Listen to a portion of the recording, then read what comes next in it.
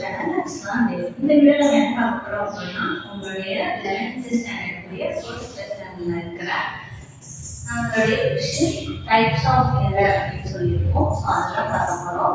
So types of எரர்ல மொத்தம் 3 types இருக்கும். Systematic error, random error, gross error. Systematic எரர்லயும் ஒரு 5 டைப்ஸ் கொடுத்துருப்பாங்க. ஸோ இதுல பார்த்தீங்கன்னா சிஸ்டமேட்டிக் எரர் 5 டைப்ஸ் தனியாக ஒரு வீடியோல கேட்பாங்க. அப்படி இல்லைன்னா ஹோலா எக்ஸ்பிளைன் பண்ணுங்கன்னு கேட்பாங்க. அதுவும் இல்லை அப்படின்னா random error, gross error 2 mark 3 மார்க்ல தனித்தனியாக கேட்க சான்சஸ் இருக்கு. ஓகேவா? ஸோ ஃபர்ஸ்ட் லெசன் பொறுத்த வரைக்கும் நீங்க ஒமிட் பண்ணணும் அப்படின்னு நினைக்க முடியாது. எல்லா கொஸ்டின்ஸுமே படிச்சுதான். பட் இந்த கொஸ்டின் பொறுத்த வரைக்கும் கொஞ்சம் தியரியா தான் இருக்கும். ஸோ நீங்களாவே எழுதுறதுனாலும் எழுதலாம்.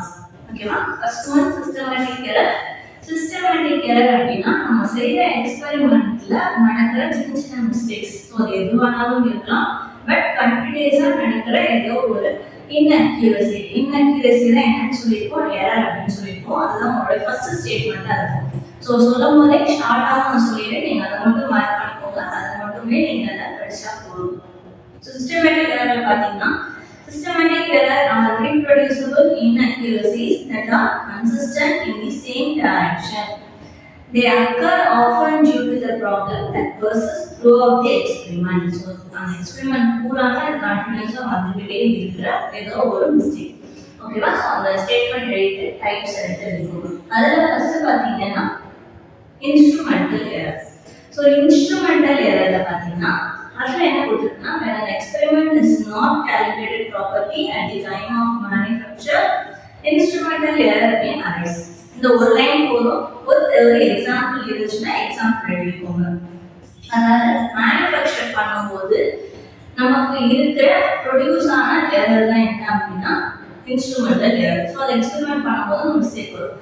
எக்ஸாம்பிள் சொல்லணும் அப்படின்னா ஸ்கேல் மேனுஃபேக்சர் பண்ணும்போது ஒருவேளை பிளட் ஆகி இருக்கலாம். அந்த கார்னர் வந்து நல்லா ஷார்ப்பா இல்லாம ரீடிங்ஸ்ல கிளியரா இல்லாம இருந்திருக்கலாம். ஸோ அதுதான் என்ன சொல்லுவாங்கன்னா இன்ஸ்ட்ருமெண்டல் எரர். அது போக நம்மளுடைய இன்ஸ்ட்ருமெண்ட்லேயே வாங்கும் போதே சில மிஸ்டேக்ஸ் இருக்கும். ஸோ அந்த எரர் இதெல்லாம் வரும்.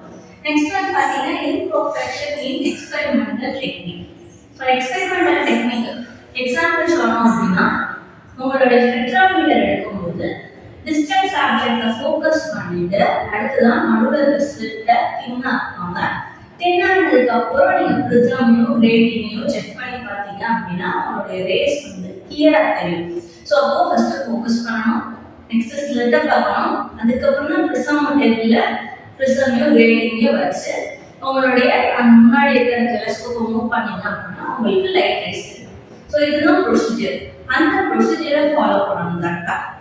ஸோ அந்த பர்ஃபெக்ஷன் கரெக்டாக இருக்கும். எக்ஸ்பெரிமெண்ட் செய்யும் போது அந்த ரூல்ஸை கரெக்டாக ஃபாலோ பண்ணணும். அப்படி பண்ணாமல் வர எரர்ஸ் தான் என்னன்னா இம்பர்ஃபெக்ஷன் இன் எக்ஸ்பெரிமெண்டல் டெக்னிக்ஸ். உங்களுக்கு அதில் எக்ஸாம்பிள் என்ன கொடுத்துருக்காங்க அப்படின்னா கலோரிமீட்டர் வச்சு எக்ஸ்பெரிமெண்ட் பண்ணும்போது கலோரிமீட்டர் ஒரு காப்பரில் கப் மாதிரி இருக்கும். ஸோ அதை வந்து வுட்டால செஞ்சு ஒரு பாக்ஸ்குள்ளே வச்சு அதுக்குள்ள ஹீட் பண்ண வாட்டரையோ இல்லைன்னா ஸ்டோனையோ போடுவாங்க. ஸோ அதை வச்சு அதோட ஸ்பெசிஃபிக் ஹீட் கெப்பாசிட்டி வந்து கால்குலேட் பண்ணுவோம். ஸோ அப்படி இருக்கும்போது கரெக்டாக இன்சுலேட் பண்ணாமல் வச்சுக்கோங்க, அதாவது பாக்ஸை நல்லா கவர் பண்ணல அப்படின்னா ஹீட் வந்து வெளியே ரேடியேஷன் மூலியமா வெளியே போயிடும். ஸோ அதை வந்து ஒரு இம்பர்ஃபெக்ஷன் அப்படின்னு சொல்லியிருப்பாங்க. ஸோ அதுதான் இருக்கிற எக்ஸாம்பிள் உங்க புக்கில் கொடுத்துருக்காங்க. Next one personal error. Personal எரர்னா நம்ம செய்யற மிஸ்டேக்ஸ். நமக்கு ப்ரொசீஜர் கரெக்டாக தெரியாமல் இருக்கலாம், எதுக்கப்புறம் எது செய்யணும்னு தெரியாமல் இருக்கலாம், நமக்கு கிளியரா என்ன லெட்டர் அது இருக்கு இல்லை என்ன ரீடிங் இருக்குன்னு தெரியாம இருக்கலாம். ஸோ அந்த மாதிரி நம்மளுடைய மிஸ்டேக்ஸ்னால வர எரர் என்னன்னா personal error. Next one error due to external causes. நம்ம எக்ஸ்பெரிமெண்ட் செஞ்சுட்டு இருக்கிற இடத்துல சுற்றி இருக்கிற சரௌண்டிங்ஸ்னால வர்றது தான் என்ன அப்படின்னா இந்த error. Example temperature, pressure variation. So pressure கூட அவ்வளோ இருக்காது. ஸோ டெம்பரேச்சர், ஹியூமிடிட்டி, ஸோ சரௌண்டிங்ஸ்ல இருக்கிற அது. ஸோ அது ஃபுல்லாமே அஃபெக்ட் பண்ணுச்சு அப்படின்னா தான் அது என்ன அப்படின்னா error due to experimental causes, external causes. Next one least count error. So ஒரு லீஸ்ட் கவுண்ட்னாலே தெரியும், ஒரு டிவைஸ்னால மெஷர் பண்ணுற ஸ்மாலஸ்ட் லென்த் தான் எனக்கு லீஸ்ட் கவுண்ட். ஸோ அந்த லீஸ்ட் கவுண்ட்ல நம்ம மிஸ்டேக் வரும் கால்குலேஷன்ல. ஸோ அந்த மாதிரி எரர்ஸ்னால வர்றது தான் என்ன அப்படின்னா லீஸ்ட் கவுண்ட் எரர். ஸோ இது எல்லாமே சிஸ்டமேட்டிக் எரருக்குள்ள இருக்கிற types. Next one random error. So இதுக்கப்புறம் பார்த்தீங்கன்னா இந்த அஞ்சுமே மிக்ஸ் ஆகினா இந்த ரெண்டுலேயும் வர மாதிரி இருக்கும். ஸோ ரெண்டும் அப்படின்னா வேற நேம் தான் கொடுத்துருப்பாங்க. ஸோ எல்லாம் ஒன்றுன்னு சொல்லி கன்ஃபியூஸ் பண்ணிக்காதீங்க. ஓகேவா? ஸோ ரேண்டம் எரர் அப்படிங்கிறது சான்ஸ் எரர்னு சொல்லுவாங்க. அதாவது அது எதுனாலும் வரலாம். எக்ஸ்டர்னல் ப்ராசஸ்னால வரலாம், எக்ஸ்டர்னல் கண்டிஷன்ஸ்னால வரலாம், இல்லை நம்ம பண்ணுற மிஸ்டேக்ஸ்னால வரலாம். ஸோ எதுனாலும் வரலாம். ஸோ அதனால அதை சான்ஸ் எரர் அப்படின்னு சொல்லுவாங்க. அப்போ எரர் வந்துருச்சு, அதை எப்படி ரெக்டிஃபை பண்ணணும் அப்படின்னா நீங்கள் ரீடிங் எடுத்து மினிமம் 5 வேல்யூஸ் எடுப்பீங்க, இல்லைன்னா 3 எடுப்பீங்க. நீங்கள் எடுத்த எல்லா வேல்யூஸையும் ஆட் பண்ணி மீன் அதாவது டோட்டல் நம்பர் டிவைட் பண்ணணும். ஸோ அதுதான் அரித்மெட்டிக் மீனிங் சொல்லுவோம். அப்புறம் 5 எக்ஸ்பெரிமெண்ட்ஸ் 5 டைம்ஸ் அந்த எக்ஸ்பெரிமெண்ட்டை ரிப்பீட் பண்ணுறேன் அப்படின்னா அந்த 5 வேல்யூ ஆட் பண்ணி டிவைடட் பை 5 கூட. ஸோ மீன் வேல்யூ கால்குலேட் பண்ணிடுங்க மேக்ஸில். ஸோ அந்த மாதிரி பண்ணுறதுனால ரேண்டம் எரர் வந்து குறையும் அப்படின்னு சொல்லுவாங்க. Next one gross error. So gross எரர்ன்றது நம்மளுடைய கேர்லெஸ்னஸ்னால வருது. ஓகேவா? ஸோ உங்களுடைய புக்கில் பார்த்தீங்கன்னா அப்படின்னாலே தெரிஞ்சிருக்கும். The error caused due to sheer carelessness of an observer. அப்சர்வருடைய கேர்லெஸ்னஸ்னால வர எரர். ஸோ இது எதனால வரும் அப்படின்னா எக்ஸ்பெரிமெண்ட் செய்யும் போது ரீடிங் நோட் பண்ணும்போது அந்த ரீடிங் தப்பா நோட் பண்ணிக்கலாம், இல்லை அப்படின்னா அந்த வேல்யூஸை எழுதும்போது தப்பா கேர்லெஸ்ஸா மாற்றி எழுதிருக்கலாம், இல்லை எந்த ரீடிங் எடுக்கணும்னு தெரியாம மாற்றி இருந்திருக்கலாம். ஸோ இந்த மாதிரி எரர்ஸ்னால ஸோ இது எல்லாமே மோஸ்ட்லி இங்க ரிப்பீட்டடாக தான் அங்கே இருக்கலாம். ஓகேவா? ஸோ அந்த எரர் தான் என்னன்னு சொல்லுவாங்க, கிராஸ் எரர்னு சொல்லுவாங்க.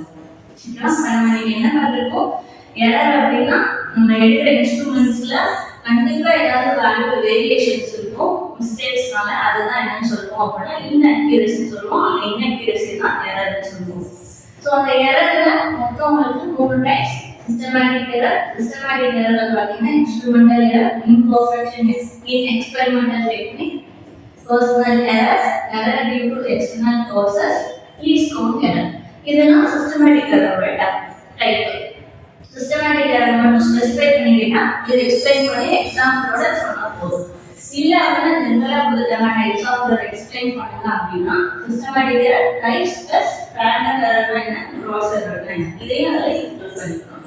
ஸோ இதில் ஏதாவது டவுட் இருந்தால் நீங்கள் மறக்காம கேளுங்க. எங்களோட மற்ற வீடியோஸும் உங்களோட பிளேலிஸ்ட்ல இருக்கு, கண்டிப்பாக செக் பண்ணி பாருங்க.